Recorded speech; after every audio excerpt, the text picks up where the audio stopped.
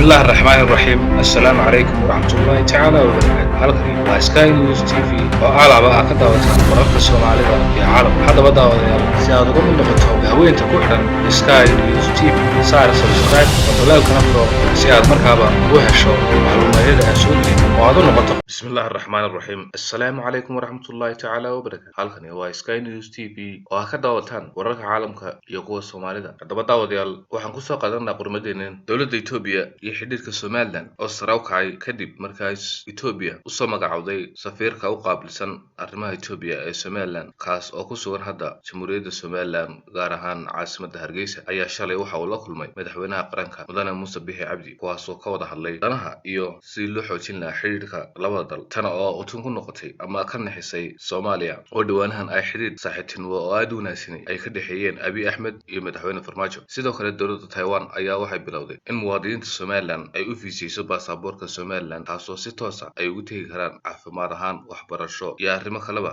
dalka Taiwan taasoo ah guusha xidhiidhkii Taiwan iyo Somaliland hadaba daawadayaal galabta oo ka hadlaynay labada qodob intaas ay ku soo gabagabeyn doonaa. Assalaamu calaykum waraxmatullaahi tacaala wabarakaatuh.